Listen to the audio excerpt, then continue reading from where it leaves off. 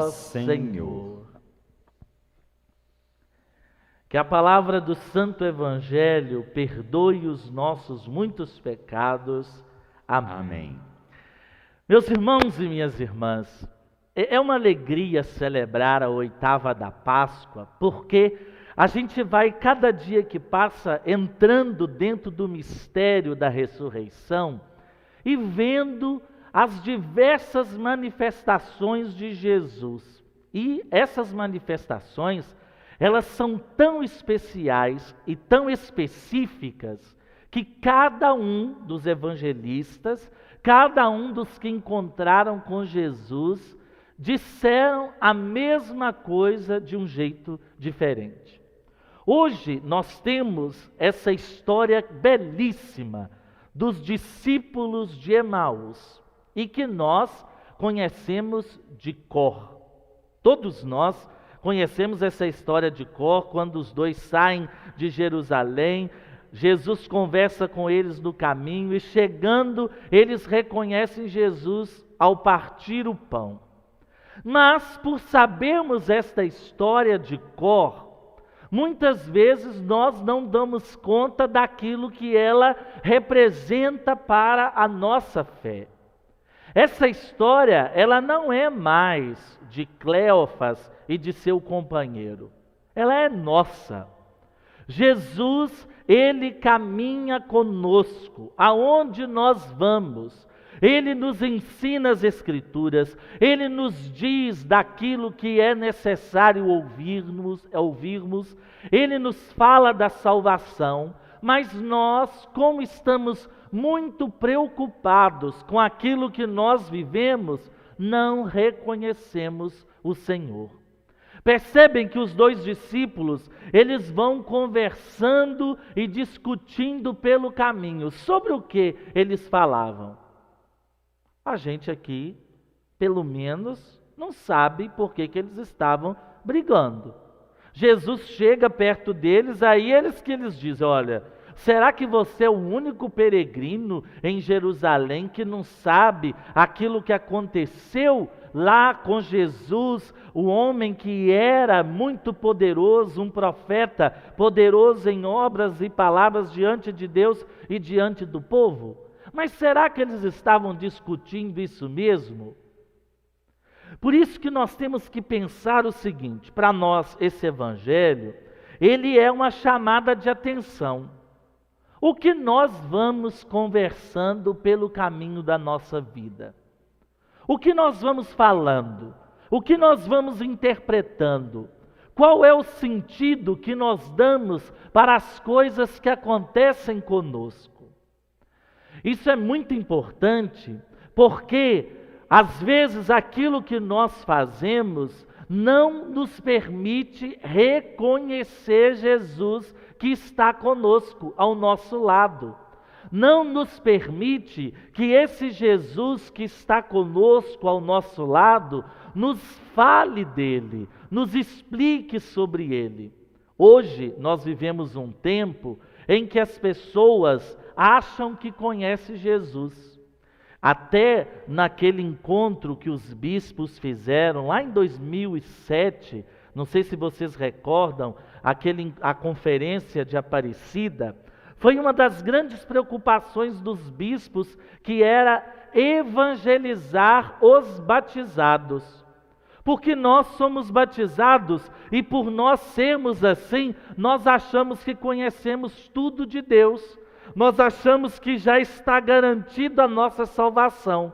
Mas a salvação, ela não é dada a nós apenas pelo batismo. O batismo, ele prepara o nosso coração para que a gente entre no processo da fé. É preciso ouvir Jesus.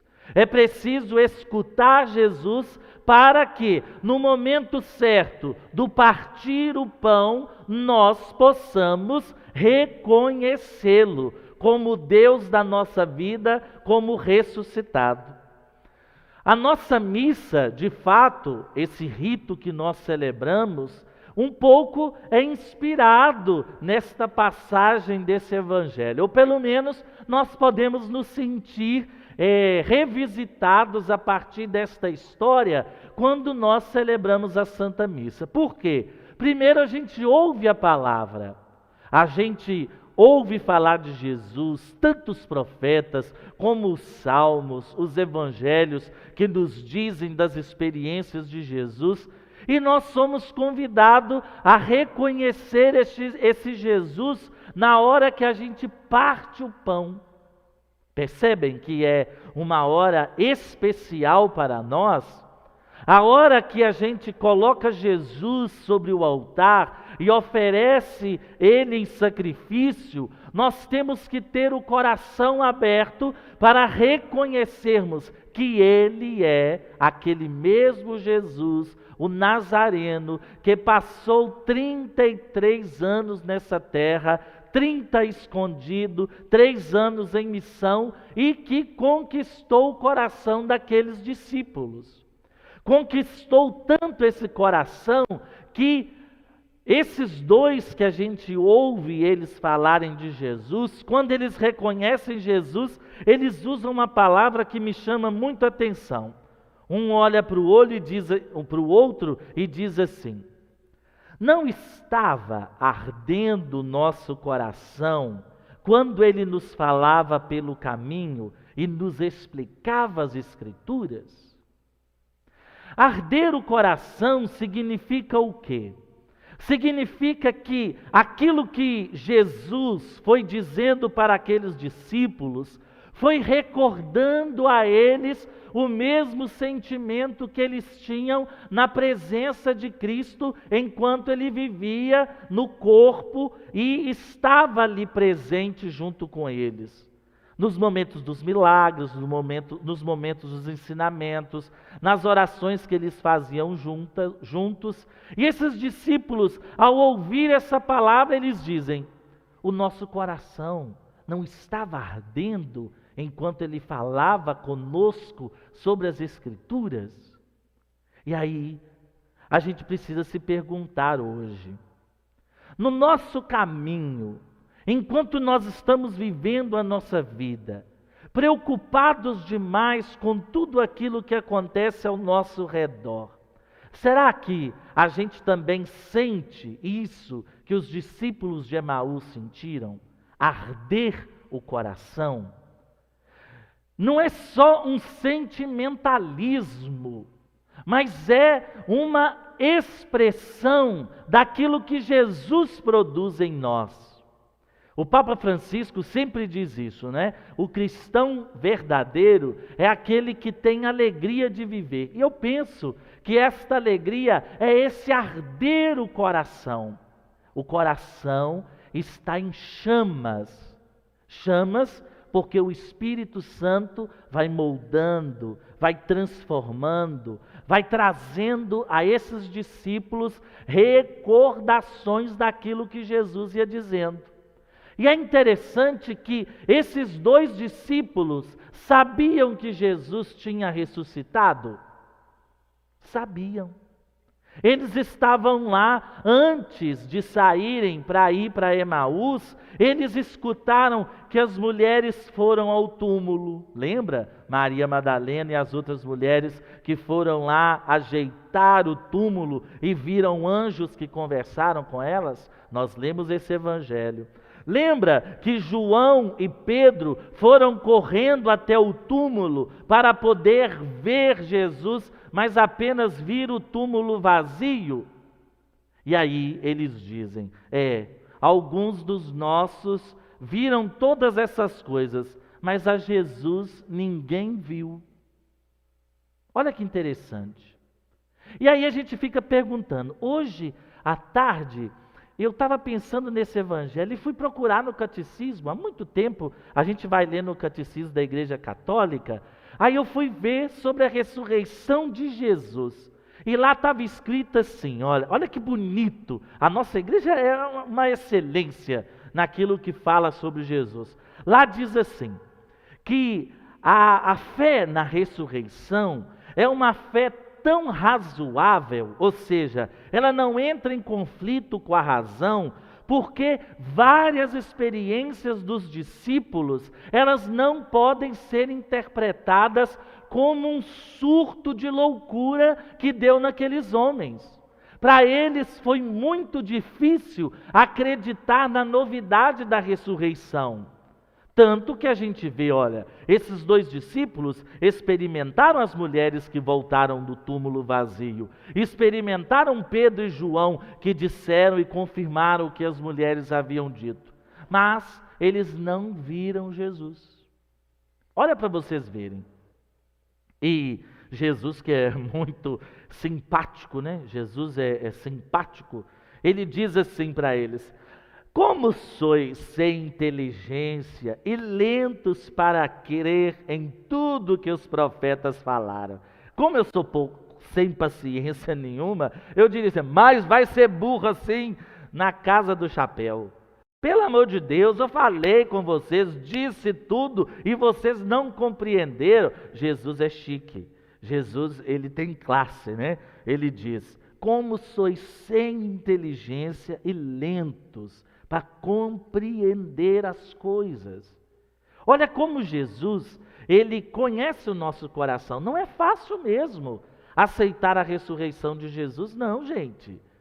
A ressurreição de Jesus é uma novidade tão grandiosa que o Papa João Paulo II, no ano de 2005, na sua Via Sacra, ele disse assim: a novidade da ressurreição, ela é tão grande, tão especial, que nenhum ser humano poderia inventar a ressurreição. Daí que a gente começa a compreender que essa ressurreição, ela é revelação de Deus.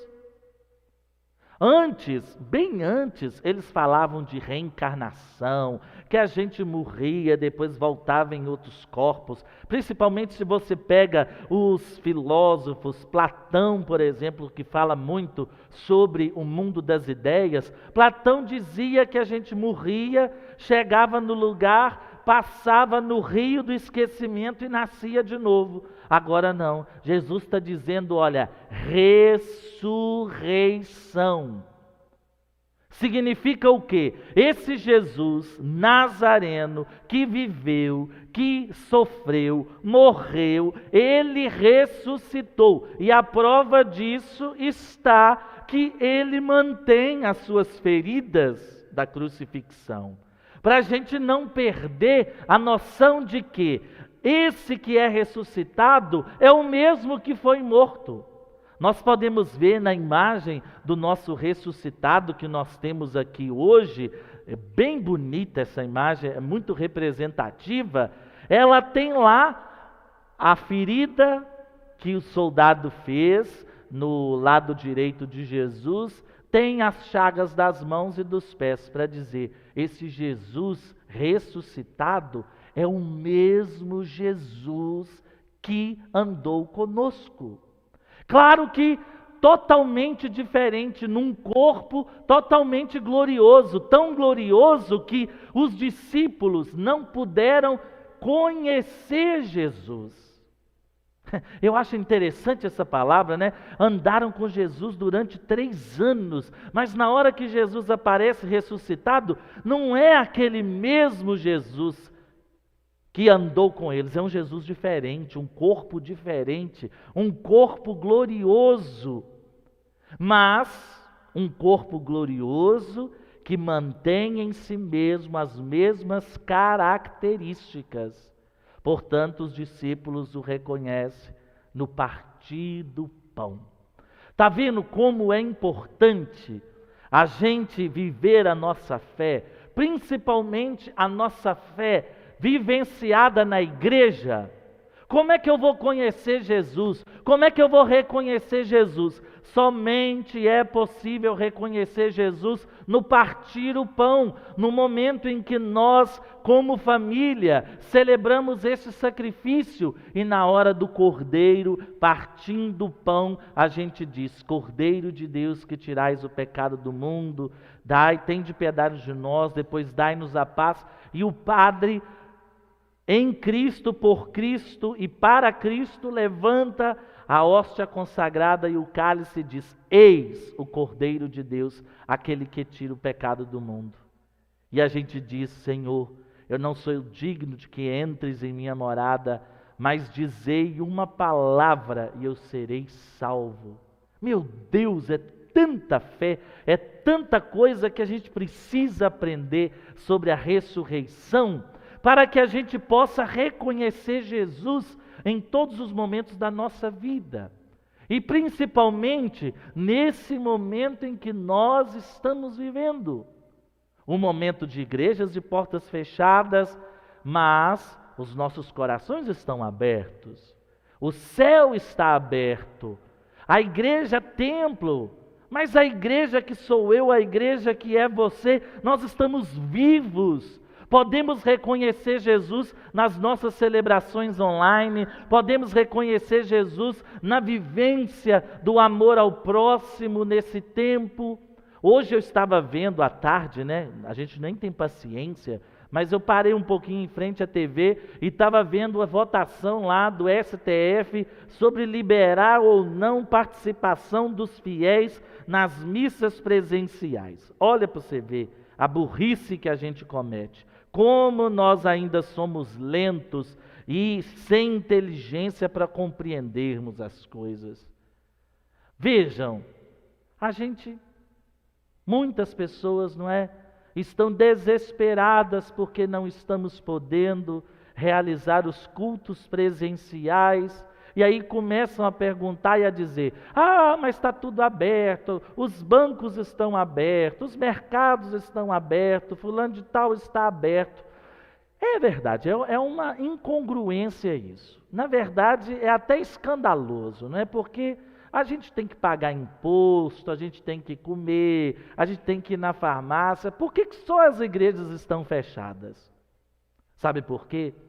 Porque Jesus disse para nós, uma vez assim, enquanto ele estava encontrando com a samaritana, lá em João capítulo 4, chegará um dia em que vocês não adorarão mais, nem no Monte Garizim, nem em Jerusalém, nem na igreja de Dom Silvério, nem na igreja de Sem Peixe, nem na igreja onde você se encontra que está assistindo a gente. Nós adoraríamos em espírito e em verdade. Será que esse tempo não chegou? Para a gente começar a valorizar essa adoração em espírito e em verdade, que os discípulos de Emaús só puderam reconhecer depois de ouvirem bastante a palavra de Deus e o coração ardendo e a vida deles transformando. Será que esse tempo não é para nós pararmos um pouquinho e colocarmos a nossa cabeça no lugar? Eu sei que parece... Eu vou colocar parece entre aspas, porque são tantas coisas que estão aí ao nosso redor que a gente não dá conta de julgar a realidade. É gente que fala de cá, gente que fala de lá. Mas eu penso o seguinte, olha, em vez da gente ficar preocupado com a ferida que às vezes está causando em nós, estarmos com as igrejas fechadas, nós deveríamos olhar para Cristo, que está nos hospitais, que está sustentando os médicos. Hoje, se eu não me engano, é dia dos profissionais de saúde. Você imagina quantos e quantos médicos estão há quase 1 ano e 3 meses lutando contra esse monte de gente que está sendo internada? Eu fico pensando assim, meu Deus do céu, quando que nós vamos ser capazes de compreender que não é na igreja, não é no templo, não é só na capela que Jesus está. Jesus está escondido no nosso quarto, quando a gente fecha a porta e ora ao nosso Pai que está escondido. E nosso Pai que está escondido, que vê aquilo que está oculto, nos dá recompensa. A gente deveria pensar um pouquinho mais, e todos nós, não estou dizendo só nós, igreja, não. Também comerciantes, bancários, o próprio governo deveria repensar a questão dos impostos, a questão que às vezes é muito grave em nosso país, da desigualdade social, muita gente passando fome. Às vezes nós não estamos percebendo esses Jesuses, entenda no plural, que estão conversando conosco e o nosso coração não está atento, porque a gente está lambendo a própria ferida. A gente fica só lambendo a própria ferida e esquece que tem mais gente ferida do lado. Quem sabe a gente abandonar um pouquinho a nossa ferida, já que a gente tem fé em Deus para que se cure, e começar a olhar para as outras pessoas. Eu sei que muitos comerciantes têm quebrado, eu sei que tem muita dificuldade aí. Mas será que adianta a gente ter tudo se muitos dos nossos irmãos estão morrendo? O que adianta? Mais de 4.000 pessoas em 24 horas. Aí vem o vice-presidente, diz que isso aí é um amontoado do feriado que não foi falado. Não interessa, interessa que 4.000 pessoas morreram. Quase que a população toda de Dom Silvério, e metade da de Sem Peixe, ou de onde você mora, morreu num dia. Será que a gente precisa perder mais gente para a gente tomar consciência daquilo que é importante? E aí eu continuo ainda pensando aqui, como sois sem inteligência e lentos para crer em tudo aquilo que os profetas falaram.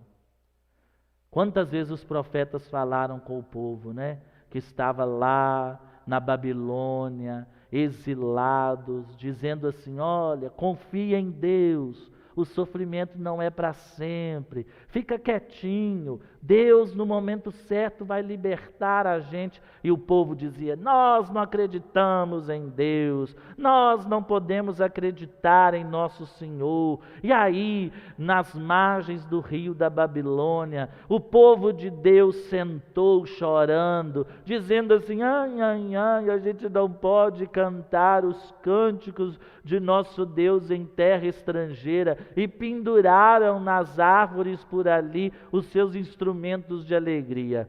Será que não é isso que nós estamos fazendo? Sentando ao rio da Babilônia e chorando igual o menino que perdeu o pirulito? Nós somos lentos demais para crer e somos sem inteligência. Ainda bem que Jesus é fino para falar com a gente, porque ainda bem que não foi eu que escrevi o Evangelho, porque senão ia estar uma palavra bem feia aqui. Mas a gente precisa, irmãos e irmãs, perceber que o que nós estamos vivendo é produção nossa mesmo. É produção nossa. E todo mundo tem que pagar o seu pedaço. Quem não perdeu ninguém ainda da família, acha bobagem essas coisas. Mas quem já perdeu, não é? Igual aquele ministro do Supremo Tribunal lá que falou: não, pode voltar a celebrar as missas e os cultos, pressionado por um monte de gente, padres, pastores, não sei o que lá. Esse povo está preocupado com o quê? Com o povo ou com o dinheiro que não está caindo na conta?